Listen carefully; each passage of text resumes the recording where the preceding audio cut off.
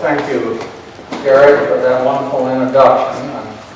Gary's been a terrific host for both my wife and I. And I want to introduce my wife, Dr Schmidt, who's sitting right here in the. Please stand there.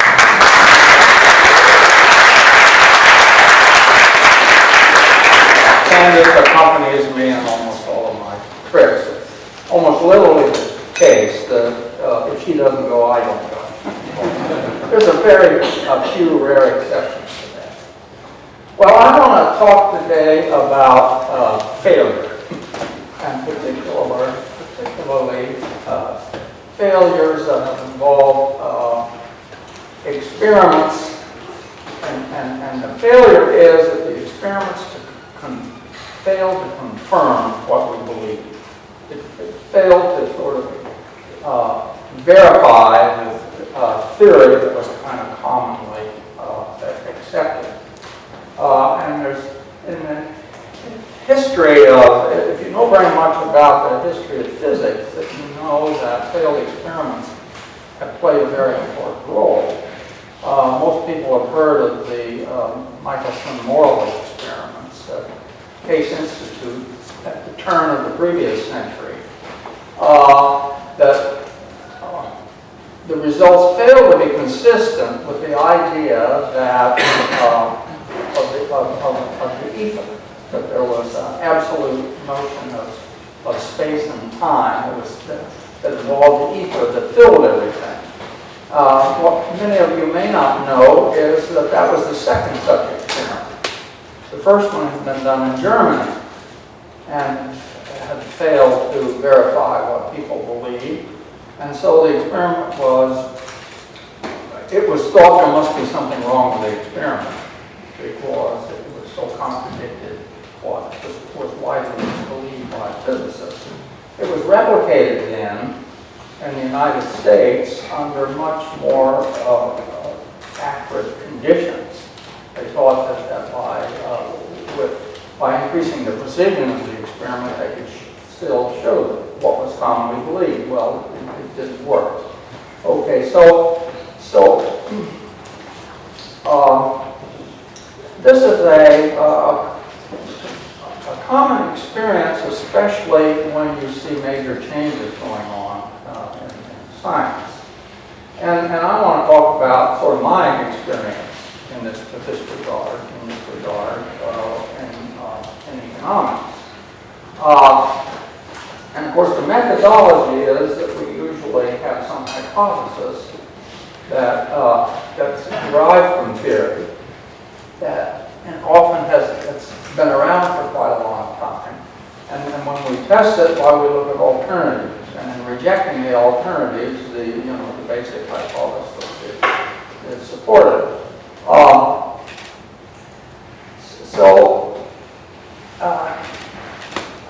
What I want to emphasize, though, is the importance of trying to design experiments, to examine cases, to look for evidence that will falsify what it is we believe. That's very hard to do because we all want to believe that what we believe is correct. Okay, so there's a tendency to always look for confirming evidence, okay, rather than evidence that contradicts it.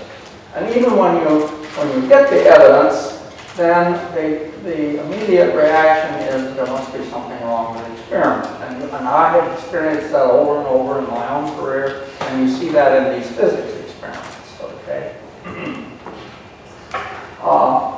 But it's when our expectations are not satisfied that we have to kind of reevaluate where we are and what it is about the world that cause our expectations to fail, and to reevaluate sort of how it is that we think about whatever the phenomenon is. Okay, here is three sort of belief failures in experimental economics. First, in the 1960s, it was widely believed that supply and demand theory was a very abstract, ideal sort of representation of what goes on in markets. And in order for it to actually work in the world, people would have to have complete information. Now, of course, it's the theorists that needed complete information in order to do the modeling, in order to show the existence of, say, of certain conditions of supply and demand. And in economics, there wasn't a tradition that built on the idea of how that might actually be implemented in the world. And so the presumption was that, well, surely if it happened, people would have to have complete, perfect information. Well, when I started out teaching when I started out teaching principles of economics at Purdue, I actually found it a little bit embarrassing to teach that. And that's what led me, you see, in the first experiments that I did. So that was actually my first experiment. I'll show it to you in a moment. It was done in January 1956, just after the second semester I was at Purdue. Well, then, that led to a lot of much further work, okay, generally in auction systems and exploring the limits of what we found in the first experiments. And up in the 1980s, we decided to, I should note that the first series of experiments were for non-durables. We didn't think of it at the time, but it was really perishable. Okay, I'll get back into that in a moment. In the 80s, we thought, let's extend our horizon here and look at the trading of assets. And assets, of course, have the characteristic they live across many different periods. And in particular, we wanted to examine the conditions under which you might observe bubbles in asset markets. Well, we wanted to start out with a baseline where there was no bubble. And we thought the way to do that was to create a very transparent environment with complete information, because it was thought that there would be no bubble in that environment. Boy, were we surprised. And then in the 1990s, we were doing a lot of two-person anonymously matched game experiments in the laboratory. And we approached those, and I'm just going to give you one example, and it's a so-called trust game, in which the prediction is that with anonymously matched individuals who would never know, each person would never know who the other one was, that we would see very little cooperation. We actually saw a remarkable amount of it, and that started to change our beliefs about human interaction at the two-person level. Okay, so here's supply and demand, and the prediction is that equilibrium will fail with dispersed private information for people whose person only knows their own circumstances. And here's a quotation that gives you an idea of what was still widely believed clear up in the 1950s and 60s, and it came from William Stanley Jevons, who was writing back in the 1870s. And this is a quote. He says, "The market is theoretically perfect only when all traders have perfect knowledge of the conditions of supply and demand and the consequent ratio of exchange," in other words, the price, in the market. I'm going to show you an experiment where all information that's given to buyers is strictly private. All information given to each seller is strictly private. And no one knows anything about the conditions of the other participants in the market. And it's going to be, the trading is going to proceed by a two-sided auction, with buyers announcing bids, sellers announcing asks, with then contracts coming from either side, where some seller is accepting a bid or accepting some ask to form contracts. Well, it turned out that these contracts convert very quickly, and they're very near the competitive equilibrium.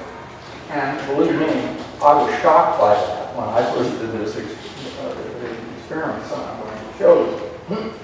So we were wrong. The results had falsified the belief that complete information was necessary. So I'm going to show you first a very recent experiment. This was done by my colleague Bart Wilson and the subjects in the experiment are high school students for in a workshop. And we run regular workshops in the summer for high school students. And in this experiment, there are 6 buyers and 6 sellers. Each have a capacity to trade up to 4 units. And what you see here is the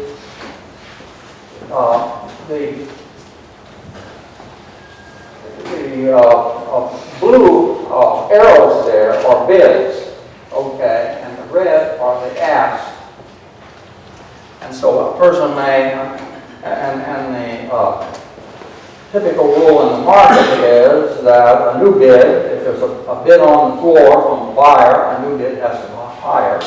If there's a new ask comes in, it has to be lower than the standing ask. So that bid-ask spread tends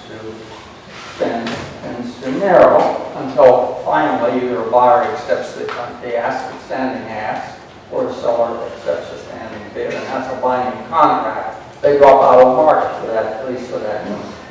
Okay, so that's the way that works. And so this is this was an oral outcry auction, and with someone typing in the bids and the asks in sequence, you see. So it's displayed on the screen so all can see.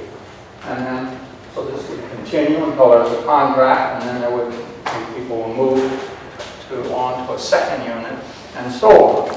So, and what you have here, the line here connects the contracts in the order in which they appear.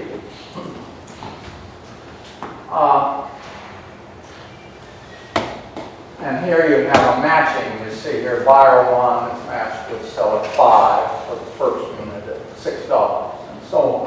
So this is all the public information in the market. Okay.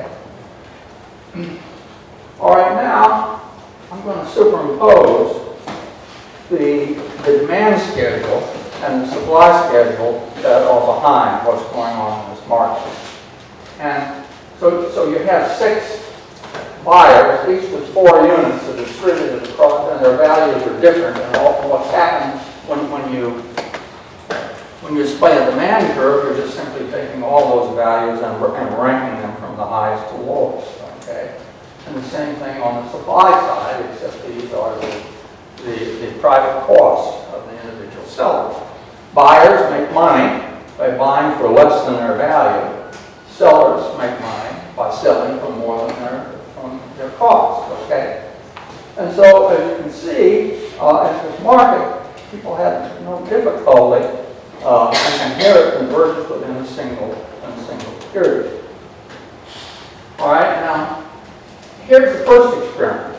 And by the way, let me point out here. We would say this market is 100% efficient because all of these buyers, the highest value buyers down to the equilibrium, and the lowest cost sellers all trade. Okay, these sellers trade with these buyers. Okay, and none of the high cost sellers get in. Okay. They would rather not sell, okay? They'd rather retain it by definition of what it means for them to have a cost. So that these low-value buyers are excluded, and the high-cost sellers are excluded from that market. Now here is the experiment I did in January of 1956. Okay. And I didn't keep record of all of the bids and asks. And what you see here is simply the contracts in the order in which they occurred. Also, it was a much thinner market in the sense that each buyer could only buy 1 unit, each seller could only sell 1 unit.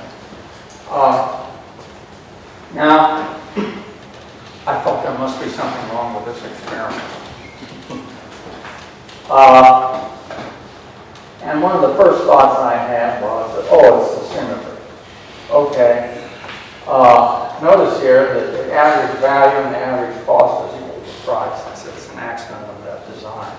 So I went on and I did this experiment in which that characteristic is no longer holds, and it's very asymmetric, okay, relative to other, and still it takes a little longer, but it converges. All right, now from these early experiments, and by the way, the first problem I had, by 1960, I had done a dozen, 14 experiments. I wrote them up, and now I had the problem of convincing others that this was correct, that there's nothing wrong with the experiments, this is a characteristic of humans when you put them in markets with private information, but enable them to learn over time, which is by now the way I was beginning to see how this operates.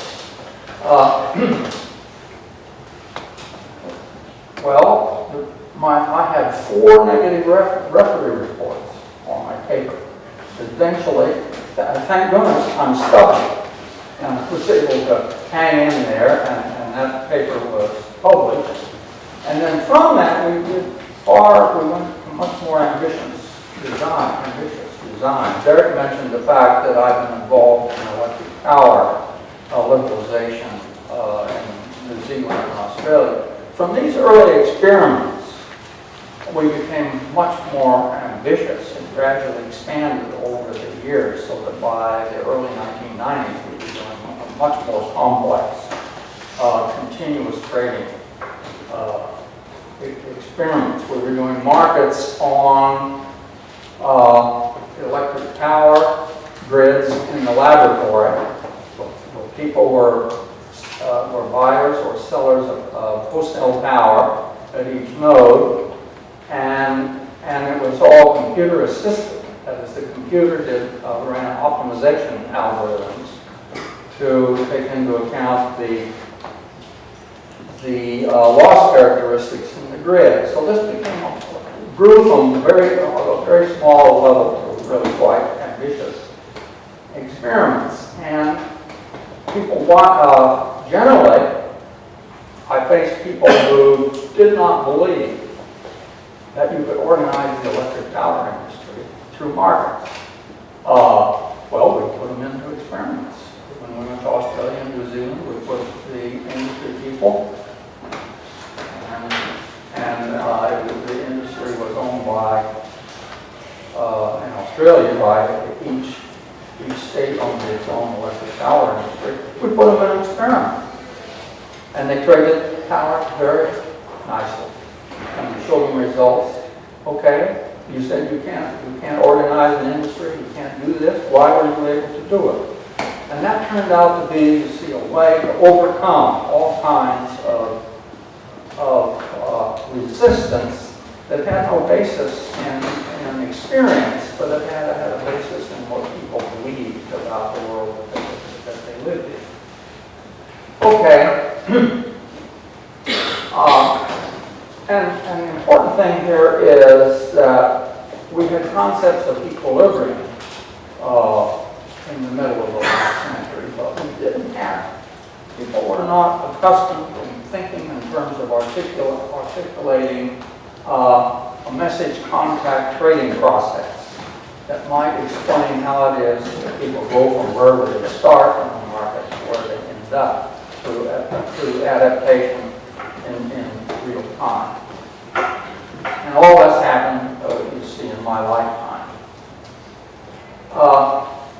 And I want to emphasize, as I mentioned earlier, though, that these are non-durables. I wasn't thinking of it in that way at the time. But notice that each trader in this market knows in advance before they go to the market whether they're buyer or seller. Well, that's exactly what most of the markets you are in every day. Okay? When you go to the hamburger market, you are very likely a buyer, not a seller.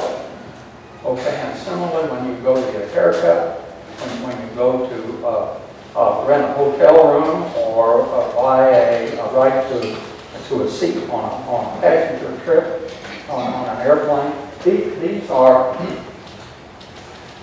you're just on you're either on one side of that market or the other, and you do not you don't buy for resale. You buy to use or consume. Okay, these are final demand markets. And you don't go into that market and switch. You may buy more if the price is low. If the price is low, the price may influence how much you buy or sell, but you don't switch roles as a result of the price. And that's the important thing about assets. And so we started studying it in the 1980s. And we began with the idea, well, we'll give everyone complete information, and we expected to get, in that environment, no bubbles. Okay.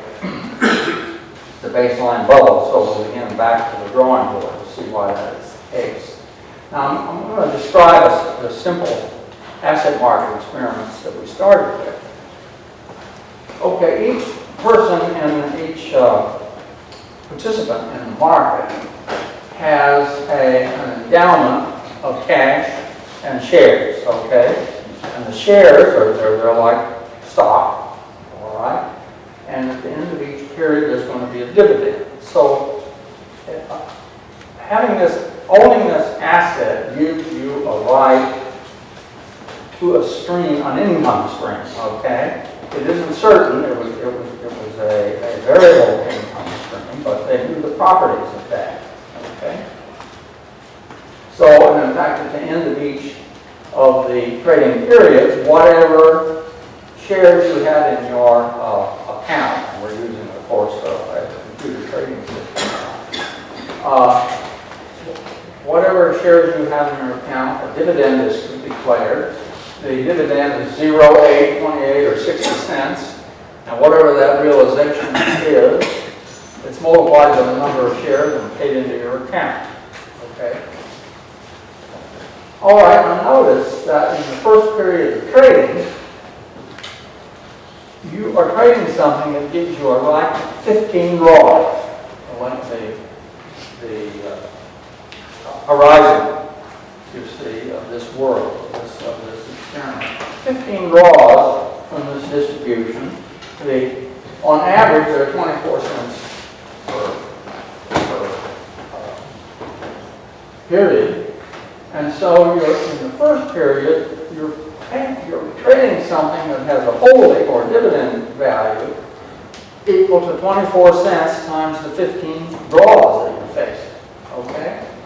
So that's $3.60. So we'd say that's the holding value, the dividend value, you see, or in finance you call that the fundamental value, okay, of that asset. So the idea is we're going to give people complete information on that. And by the way, after the first experiments, we were not getting that, and we went back and said, let's remind them every period what this fundamental value is. So just before they go into the first period, we remind them, okay, you're trading something that has a holding or dividend value, meaning that you just sit there and do nothing over the whole period of the experiment. You, on average, collect 24 cents per period, so it's worth $3.60. Okay? And then they trade for a period. And when they go in, the last thing we tell them, before they go into the second period, all right, this next period, there's 14 draws left. You're trading something that has rights to 14 times 24 cents on average. Okay, so we really leaned on them. They pay no attention to that. Here's the typical experiment for inexperienced subjects. These are the 15 periods coming down here. And so the market starts out, and this is the mean trading price down here. gradually rises over time. The fundamental value is falling. It breaks through that declining fundamental value and goes on up, reaches a peak, comes down and crashes right near fundamental value at the end.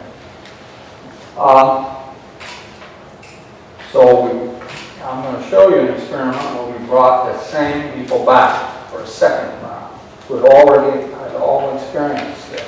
And then for the third time, and I'll show you all three price tags. Okay, here's the first one that I just showed you. Bring them back. Okay, they're now traded at higher prices. Okay, and they crash earlier. And towards the end here, they're trading right close to fundamental value. Bring them back a third time, and now the prices are still closer to fundamental value. And many carriers are not trading at all. Not like in here, they didn't even trade. It's becoming very hard to find people who will take positions very far away from that fundamental value. So over time, you see, people are coming to have rational expectations. They're coming through experience. They're finding out what is the relevance of this notion of fundamental or holding value. We first did these experiments, and I was reporting at various workshops and experimentally around. People were astounded. They couldn't believe these results. A good friend of mine, Nolan Cameron, who's well-known as a behavioral economist, he was at Wharton School at the time. He says it's an Arizona phenomenon. But he did them at Wharton School, and he got them there. So it turned out to be a Pennsylvania phenomenon. And of course, one of the first things that an experimentalist will do, for one thing, when you talk about it sometimes with your other professional people outside of experimental methods, and if you talk to other economists, one of the first things they will say, oh, who are the subjects? Undergraduates? What do undergraduates know? And so you go to other subject groups, okay, to business people and others, and then you replicate it. So it turns out undergraduates know quite a bit. They know what other people know. So, but you get that, you get these kinds of objections. Must be something wrong with the experiment, and you focus on the details, okay? And ask whether, well, that's not the real world, okay? So you try. That's one of the reasons why we started to work in electric power. We're going to go out there and see how well this stuff works out there. Okay, one of the early things that happened was a mathematician at the University of Pittsburgh that developed a model of bubbles. And it was based upon two simple ideas. The idea that there are people who are concerned about fundamental value in the market. And he proposed that those fundamentalists will buy in proportion to the discount from fundamental value, sell in proportion to the premium. And then he had another hypothesis that there were people in the market who simply buy and sell in proportion to the rate of change in price. So if the change in price is positive, okay, if it's growing, they're buying. If it turns and starts to fall, then they become sellers. And all these momentum traders. All right, one of the things that you get out of that model is that if you give people, endow them with a higher, more cash relative to shares, you'll get a bigger bubble. That was an implication of this model. And so the nice thing about laboratory experiments is that we can create an environment where fundamental value is well defined. We can do things like vary the ratio of cash to shares across different groups. And here I'm going to show you, this is actually the same type of experiment you saw before, except that we're plotting prices as deviations from fundamental value. So see here are the deviations from fundamental value is negative, and here it rises and becomes positive. So that's the way we're presenting this chart. So we increase, and there's actually, these are means across 4 different subject groups. And we run 4 more groups with a larger amount of cash relative to shares, and then we run still 4 more groups with a still larger amount of cash relative to shares. So we're getting bigger bubbles with more money. Okay? Now, how do these 2 kinds of markets, market for non-durables and the market for assets, how does that map into the world? Well, my colleague, Steve Gerstedt, and I have a book on rethinking housing bubbles, in which we have 1 chapter on experiments. The rest of it is about housing bubbles and the role of housing and other features in prosperity and depression going back, not only the Great Recession, but I'll show you a slide for the last 14 recessions. But here's a chart for the Great Recession. And what we're looking here, here's non-durable consumption C. We've separated the consumption of durables from the consumption of non-durables. D here is durable. We've separated these, and all of these, the GDP, consumption, durables, private business investment, housing, this is new housing expenditures, they're all plotted as percentages of their levels in the 4th quarter of 2007. That's because that was the 1st quarter of the Great Recession. And so we're normalizing, measuring everything relative to that. And one of the things that you see here very clearly, and this has been true for as long as people have been building macro accounts, is non-durables, consumers, is very steady and very close to GDP. It moves in step, let me put it that way. It tends to move very much in close step with GDP. Anything like the kind of variation that you get in durables and private investment. But even more dramatic is expenditures on new housing. This is single and multifamily housing expenditures that we're talking about. And here's a chart that shows you the housing expenditures as a percentage of total domestic product over the last 14 recessions. The first one here, back in 1929, is the Great Depression.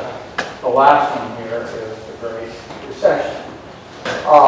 It turns out that housing expenditures are a leading indicator of approaching recession in 11 of these 14 recessions. So it's not a new phenomenon. Moreover, if you look at what housing is doing, as soon as the recession is over, it's always rising as a percentage of GDP. In every case, except the last one. This was the only one of the last 14 where housing expenditures as a percentage of GDP was stuck. But of course, we've been stuck in low growth. It's not as if there wasn't a dramatic effect. Also, now, it's also the case, I should point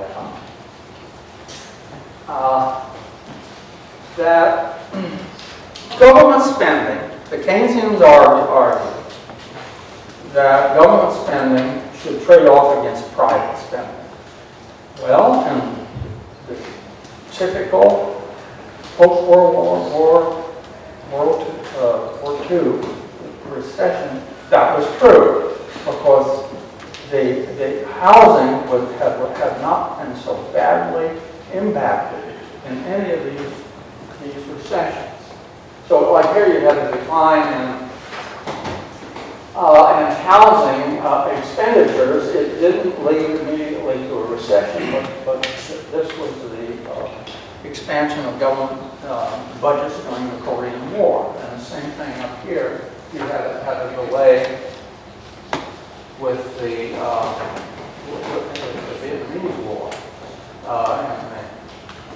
And later, here's, I'm sorry, here's the Korean, here's the Vietnamese War. But what we argue is in the Depression and in the Great Recession, what happened was that the decline in housing values against fixed mortgage debt was so great that many households were catapulted into negative equity. And if the households are in negative equity, you're underwater in your home, so to speak, in terms of what you do. If you owe on your home more than the home is worth, then the banks holding that are in a similar position. So you have major damage to balance sheets. That was particularly characteristic of this recession and the Depression, but much more minor in all of the others. So that helps you see to understand, I think, the incredibly important role of long-lived goods that you are financing primarily with what Adam Smith called other people's money. He discusses this in the Wealth of Nations Act. I think it's the first use of that expression, other people's money. He was talking about the South Sea Company bubble. And so it's a different context. But okay, now we come up to the 1990s. And we're starting to do two-person experiments in the laboratory. You typically, and then I particularly want to talk about the types of experiments that we call trust games. We don't use that name for the subjects, but they usually often are able to figure out that that's actually what is involved. And let me show you here one of those experiments. One of the first ones that we did. It was actually done in the late 80s. Now, so imagine you're in a room with 12, maybe 16 individuals. You've been paired at random, and you're either the first mover or the second mover. Okay. Suppose you're paired with someone and you're going to take the first action. Okay? And you have two choices. You can opt out of the game by moving right, and each of you can collect $10. Okay? You just play this once. You only have to do it once. And you'll each collect $10. Or, if you suppose you're player one, you can pass to your counterpart, player 2, the $20 becomes $40. Okay, and that person can give you 15 and take 25, or that person can take all the money. Now, we deliberately created conditions that were fairly extreme condition here where 2 could take all the money. And because we thought those conditions under anonymous matching would assure that almost no player 1 could pass to player 2. And you see here the data. We ran 24 pairs. Half the players 1 moved right, the other half moved to players 2. Players 2, did they all take all the money? No, only 3. So 25% take all the money, 75% don't. This seemed to us to demonstrate a remarkably high level of trust under those conditions. Okay. Now, there's a proposition in Adam Smith. It's not in The Wealth of Nations. It's in the first book he wrote, which is The Theory of Moral Sentiments. All right? And this proposition is directly relevant to this finding. By the way, at the time we did these experiments, we were not aware of this. I've learned a lot by reading the Prayer and Moral Sentiments since the original experiments of the late 80s were done. But here's the proposition. He says, actions of a beneficent tendency which proceed from proper motives seem alone to require reward, because such alone are the approved objects of gratitude, or excite sympathetic gratitude. Well, now, think of it. Person 1 doesn't have to pass their person 2. You can take this option here. If he does pass person 2, there's a lot of implied intent. Surely that person 1 didn't pass the person 2 because he was hoping to get nothing. All right? So there's actually, you see, I think Adam Smith would say, well, there's really kind of a conversation going on here, even though, you see, they are separated and anonymously matched. And it struck us that it's particularly important that 2 sees what 1 gave up. Okay? Well, let me show you a later experiment we did. I'm going to, this just replicates the conditions of that other experiment. It's still correct that if person 1 passes person 2, both 1 and 2 can be made better off, you see, as a result, or 2 can defect and 1 ends up worse off. Well, it would still be the case in the traditional model that no one would move past the 2. Well, of course, here where it's not so extreme, we get lots of people moving down. And the Adam Smith interpretation of that proposition, you see, is that player 1 is signaling intent by moving down.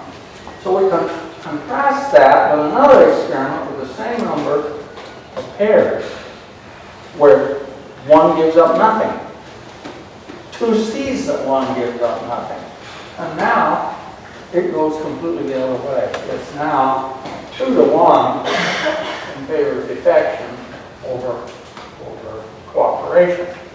And so this tells you see, that I think power in this particular proposition, and since we've actually, there's other great propositions in there that I'm not going to go into at all, but that motivated further experiments that I'm not going to talk about this evening. So anyway, to summarize, you see the supply and demand experiments helped us to realize that markets enable human economic betterment, and that also there was a bottom-up process. People didn't have to have complete information, and that they were able to discover, you see, by their own devices, ways of improving their situation across time. We were able to that. And this, of course, has been a prominent person who was not only Adam Smith, but in the previous century was Frederick von Hayek, emphasized the importance of the interaction processes that lead to human betterment through markets, through specialization, and so on. And then this second group of experiments helped us to understand better, you see, how houses bought primarily with other people's money with credit could contribute to instability in a way that we never found a problem with markets for perishable or non-durables. And then finally, the remarkable ability of people to engage in trust processes even under the austere conditions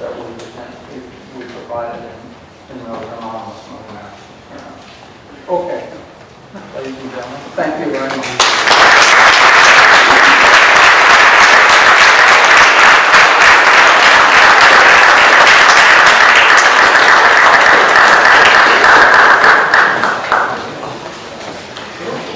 All right, we're going to open the floor for questions for Dr. Schmidt. So, if you have a question, raise your hand and I have a question. In your experiments, do you have control groups like they do in like scientific experiments? I'm sorry, I'm sort of hearing that. please repeat that. In your experiments, did you have control or variable groups? The control of in variable groups? I don't understand. You mean a variable composition? I mean, like when you're essentially like a scientific experiment, you have a control group, which would be the neutral conditions, and then a variable group, which you do. We went on. Oh, yes. You understand that in these early experiments, we're working out the methodology of experimental economics. And what we did do was go on to create situations where we provided people with complete information. And I can show you in cases, there are cases in which the market does work with complete information and with private information. Okay? People can sometimes, with complete information, identify situations that they would prefer to go to, they think, but it's not sustainable. Okay, and then nevertheless make an attempt to do it. Over the years, those kinds of more controlled comparisons became, of course, more and more standard. But you have to understand that when I started out, there was no such thing as experimental economics. Other questions?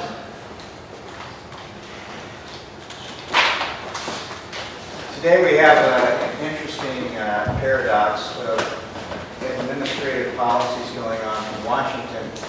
We have very strict controls on the banking industry, making lending much more difficult than it was 7 or 8 years ago, which is probably a good thing, requiring 20–25% down payments on most residential housing. Then we have another arm of the federal government, such as the Department of Agriculture, that are encouraging 3% down payment loans on principal residences. In South Lakeland, you can buy a 3-bedroom, 2-bath house for $200,000 for $99 down with the Department of Agriculture. So many economists are predicting that we are going to move into a second bubble within the next 3 to 5 years. Would you care to comment on that? Well, I won't make forecasts Okay. as to when, Okay. but you're looking at a potential disaster again. And we went through this after the Depression in the 1930s. You see, one of the things, we had mortgage-backed securities during the 20s. They were mortgage-backed bonds, multifamily homes, as well as office buildings, were built with mortgage-backed bonds. Those were selling for a few cents on the dollar by 1932-33. And there was recognition that that something happened to due diligence in the making of loans. Okay, so you had a lot of traditions coming out, and another thing, the banks. You see, your commercial banks in the 1920s, mortgage loans tended to be 3, 4, or 5 years, and you roll them over. Okay, and also 85% of them, well, let me put it this way, only 15% of them were fully amortized. In other words, they were either partially amortized or not amortized at all, which meant after 3 years there was a balloon payment. So they had to be refinanced. Okay, that was already going on 1920s in preparation. This is the reason why Steve Bierstadt, my co-author, and I find a lot of evidence to indicate that the Depression, the origins were in housing. A lot of that got traditions developed in the 30s to keep that from happening again. But gradually we've gotten all of that by the 1990s. You also had people were very concerned then that the Depression may have had a lot of its origin in the stock market crash. Economic historians, I think, generally will argue today, believe that that's not the case. That the stock market crash was the result of other things. Okay. And so, but there was concern about tightening margin requirements. And so you had a change. What you're seeing is a change in property values. You see, as a result of that really bad experience. And one of the things that happened in the stock market is that we had tougher margin rules and margins that happen. And so if you're on margin, if you're using borrowed money in your portfolio and the value of the portfolio declines sufficiently, you get a margin call. And you have to put up cash. All of those came out of that experience. Now, the rules governing stock trading haven't changed. It pretty much, the basic rules haven't changed since that period. It was the rules governing housing mortgages that really eroded a lot. And the thing is, you're not getting in the stock market. You're not getting in widespread political pressures. You see, to make it easier for people to buy stocks, but you get widespread political pressures to make it easier for people to buy homes. And so that political environment, you see, makes it very hard to have the rules firm and steady for longer-term stability, because it's always going to be chipping away. People want, surely they think this time we can do it. Well, the evidence is that we need to be very cautious with that. And then people have studied. See, well, one of the reasons that seem to support the idea of making it easier for people to own homes, one of the arguments was that if you study home ownership, those neighborhoods are more stable than neighborhoods where you don't have widespread home ownership. But those stable neighborhoods that have home ownership in the data set, those are people who worked, earned their money, saved it until they got a down payment, and then they bought a home. Okay, that doesn't mean, and you can make it easier for people to own homes and create a world where necessarily those are stable. You see, so, and in fact, you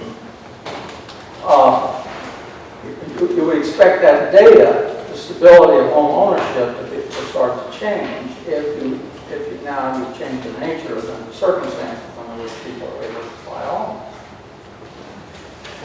At this point, I think we're going to call it.